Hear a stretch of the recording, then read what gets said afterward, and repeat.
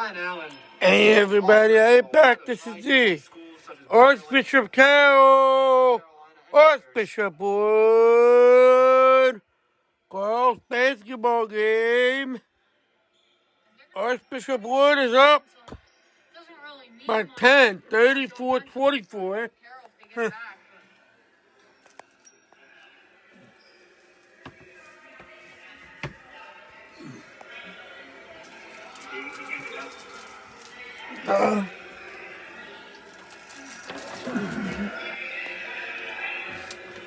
At the start, the fourth quarter will be starting now. Sorry guys, I didn't know. I thought this game started at 7. I was hoping to live stream this game, but this whole game, but on the schedule said 7, but Allen rattles up first. I know.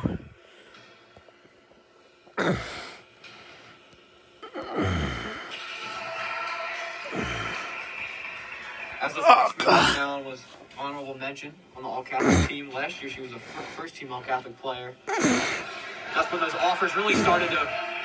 Jeff, how are you, buddy? All 3 big free throws here. What's up, Nene? Patriots off the inbounds. I know. And everybody's coming in now. This is a real big game for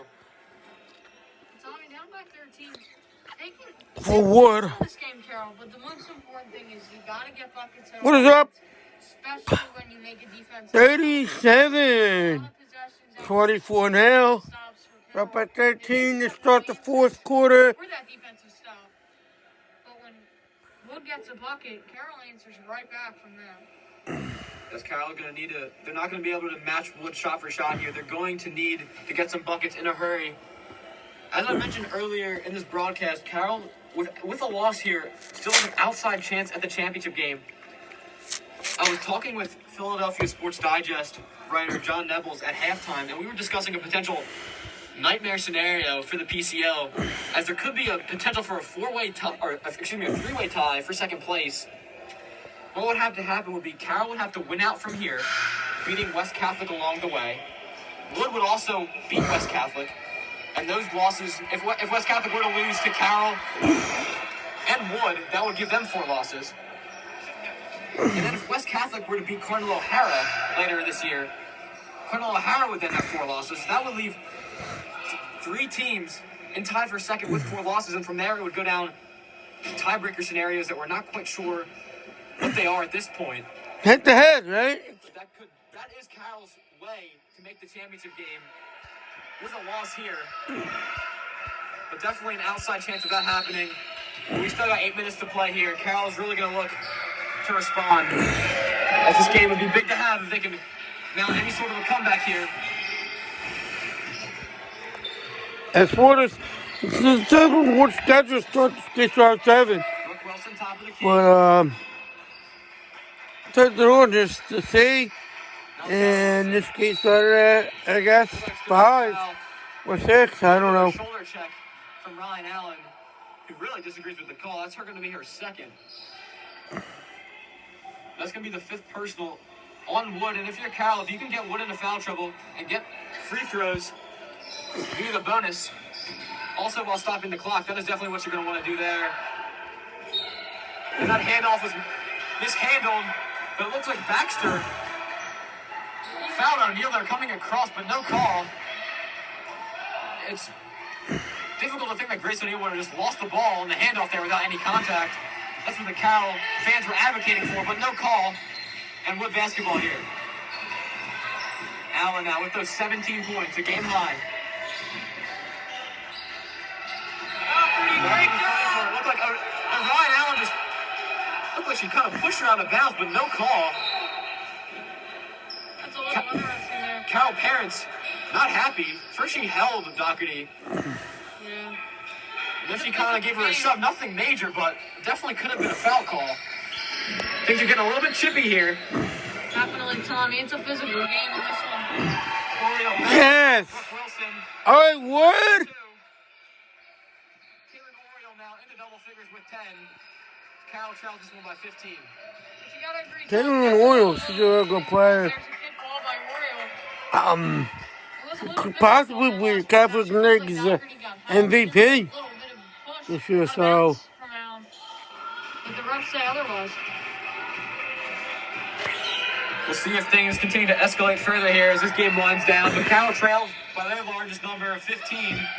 They need a bucket and need one desperately here, and it's going to be Brooke Wilson driving in. She kicks. Taylor Wilson thought about a three. Now she drives, going up with a tough layup. Finishes post a foul. Taylor Wilson giving Carroll some life here. That foul is going to be on What's Keith. up, Connie? Oh, yeah. Something we discussed between quarters. Every time Wood gets a bucket, Carroll is right there to answer.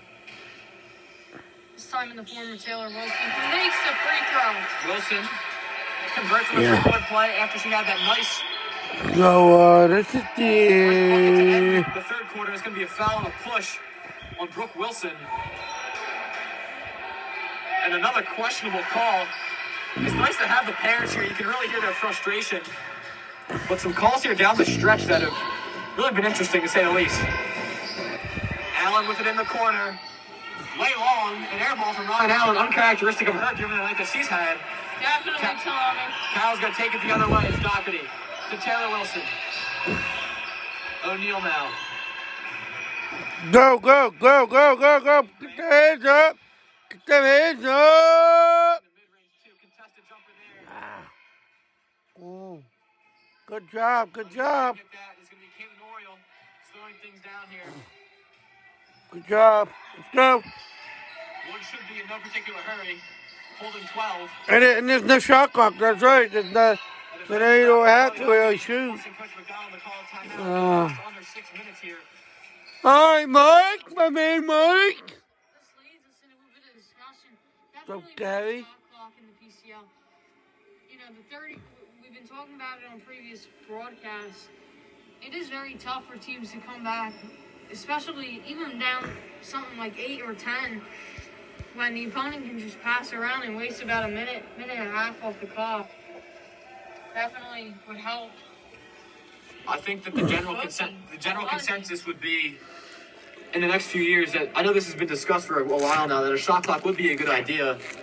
And we saw the Interact, a local league with teams like Malvern Prep and Westtown, implement one this year. I think it's been working out pretty well.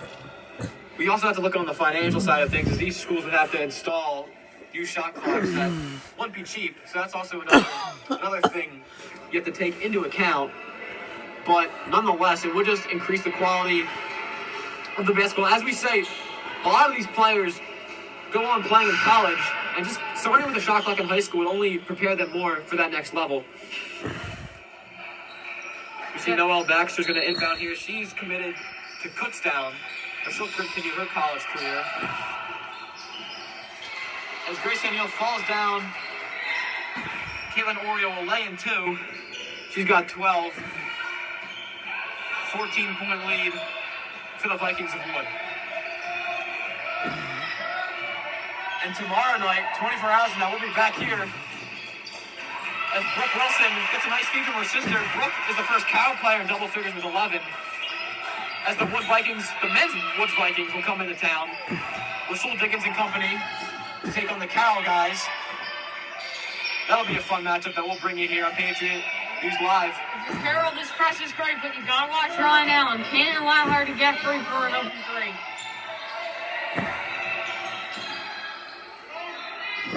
Baxter now, Oriole. Meg Sheridan on her. Caitlin Oriole goes behind the back into the lane, kicks in the corner. Kiefer for 3. Short.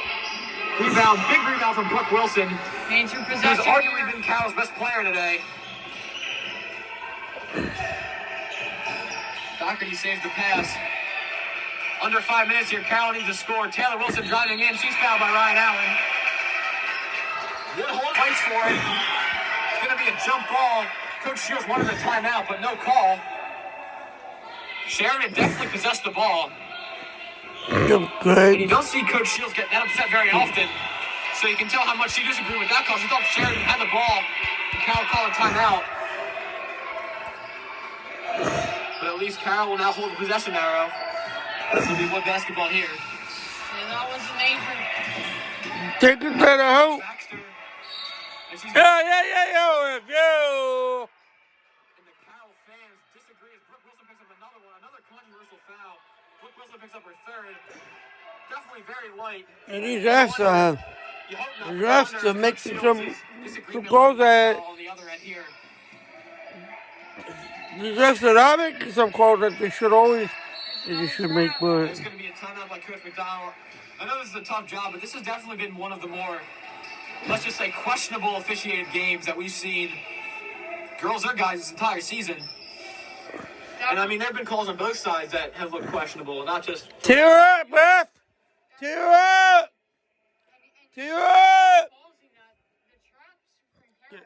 She should get a technical foul.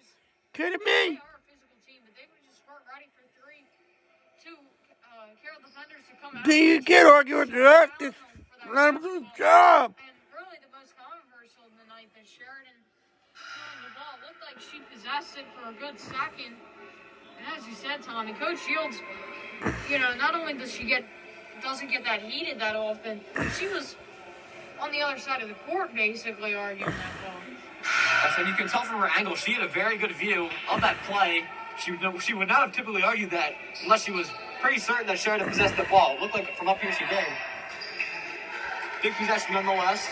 As Baxter was trapped on that last possession, but she was bailed out by the foul on Brooke Wilson. We got 4-8. I gotta give these refs credit though. Do it, especially now, like during the games and during this time, do it. Do it. Why COVID's going on, like. I'm happy the players are playing, but the refs, I gotta give them credit. No credit to them. They're trying to do the best job they can. And with no field goals today, Grace O'Neal into the lane, floats up two, banks it in. Nice layup from Grace O'Neal there, give her 9. It's going to be a timeout, Coach Shields. If they've cut into this Wood lead, it's been as many as 15. Now it's down to 9 in single digits. Definitely still a ball game here. Definitely, Tommy. And Grace O'Neal, the leader of this Carroll team, coming in clutch with the buckets. Coach Shields definitely wants to go over here. You don't want to foul in this defensive possession. The trap is working, but you got to make sure that something they're working on is if two people come up, they do the trap. A couple have to stay back and make sure you don't give up open shots. And that was the cause of the miss last possession. And if you're Carroll here, you still have plenty of time. 3:52 is a ton of time, only down 9. Yeah, wow. Discipline on the defensive end. They were down by 15 to start at one point in this quarter, so and then down by 9, they're trying to make a comeback. Try to trap them, force some turnovers without fouling. Like we said, Carroll, the next time they're fouled by a Wood player, they will be in the bonus shooting free throws the rest of the way. So Carroll's probably helping Wood. What's up, Josh? How you, buddy? So Carroll is probably hoping that they can foul soon. If the next time that Wood fouls them, they'll be in the bonus. And Brooke Wilson fouls Caitlin Oriole, and that's Brooke Wilson's 4th. Something you don't want to see if you're a Patriots fan. She is the game high for Carroll with 11. All right. Let's go, Wood. Hey there, Wood. What did you say, Wood? Hey there, Wood. Hey there, Wood. What's here, Wood? And it's 3 no good. And it looks like Caitlin Oriole pushed Maggie Grant to the ground. What? There from the refs. We seldom said that today. I believe that down's 4th, if I'm not mistaken. It's Caitlin Oriole's 4th. 4th out of 6. So she has 2 fouls left before Coach she's... McDonald saying, can you please call a hand check on the other end? Maggie Grant with some big free throws. Relax, Mike McDonald. Knocks down the first. My man. Grant's 2nd point of the game. Both points from the line. Relax, Mike. Let's go, Mike. She might have been called on the field this My game, but when it matters Coach most, Moore is my very good friend of mine. Today, but hopefully Cal can get the ball as they trail by 7 here. Grace O'Neal guarding Caitlin Oriole. O'Neal comes away with the steal. It's going to be a jump ball. Possession will belong with the Patriots. Are you kidding me? Yes, O'Neal does.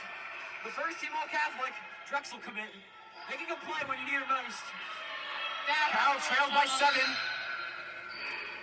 And they have the ball here underneath. Definitely Ptolemy. And just, Caitlin Oriole, she's the leader. She's made a couple mistakes. Obviously, the layups are in that turnover. Brooke Wilson thought about it. Driving in, goes with the left hand and finishes. Wow. Brooke Wilson cuts this one lead to 5. As O'Neal tries to steal it again, it's going to be another jump ball. Possession will belong with Wood. Yeah, what? All right. All right. Right back in with those 4 fouls. But this Carroll pressure is getting to this first place Wood team. Definitely Tommy. And the defense for Carroll, huge. Effort, the hustle. Man, guys. Getting their best defensive game against this Wood team. As Ryan Allen drives in, it's going to be a foul. Looks to be on Taylor Wilson. Not a bad foul. As Allen was Jim. by Wilson, it would have been an easy layup. So a smart foul to foul her before she's able to go up and turn that into a shooting foul. And one more, and that'll put one more foul, and that'll put Wood in the bonus. Caitlin Oriole gets it now. O'Neal tightly on her. The trap comes from Grant. Bree Bowen wide open. Doesn't shoot it though. Allen now. That shot clock will be huge. Taylor Wilson on her. Taylor Best, guys. Never know. Taylor Best get the best picture possible, but Baxter. She's trapped. Gets it to Caitlin Oriole. O'Neal and Wilson converge on Oriole. To Ryan Allen. Now Kiefer. Underneath to Bowen. Bowen goes up for 2 and lays it in a big bucket. A much needed bucket from Wood. About a few times tonight. The 40 seconds that Wood just wasted were and got that bucket in their last possession was major for them, but also really just wasted a bunch of time. Wood. Time is now for Carroll to make a defensive stop and score. What's up, Anthony? It was a contested ball. Allen hits front rim and gets the roll. She's got a game high of 18.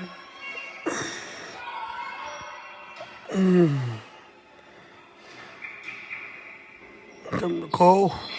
Finnegan might be checking in for Orchard, or Oriole, should say, for defensive purposes. Yes, looks like they might go offense defense here with Caitlin Oriole. Definitely one of, if not Wood's best defensive player, but with those 4 fouls, Coach McDonald protecting her. Wood pushes this lead out to 9. Brooke Wilson now, into the lane, kicks to Sheridan. Taylor Wilson now. She's been clutched down the stretch. Oh, God. Hey, guys. Carroll's going to need some sort of shot. Okay.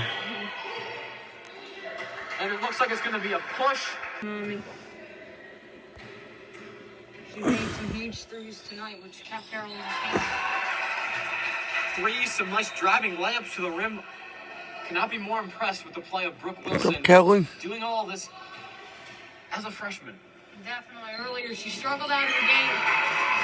Turned the ball over a few times, and she said, The score now. She's really settled into this one nicely. Oh, Archbishop Wood, 55.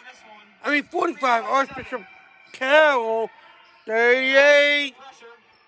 They want to foul, maybe foul Kiefer, A minute and they do. and 45 seconds left in the game. Maggie Grant. Let's go, Wood.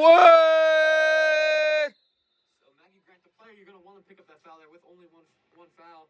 And there's really not anyone on this Wood lineup that struggles, but if you're going to foul someone, you might foul Dana Kiefer, and she's at the line here for a 1-and-1. And she's short. Oh! Rebound from Bowen, but she loses it. Loose ball. And it's going to be a jump ball, I believe. Wood ball. Very scary there. Bree Bowen almost won away that offensive rebound. Because Wood is not going to miss their free throws often. When they do, you have to capitalize. Foul ball here. This is the end of the game. Last minute and a half in the game. Rims out. In and out for Maggie Grant. That would have been large.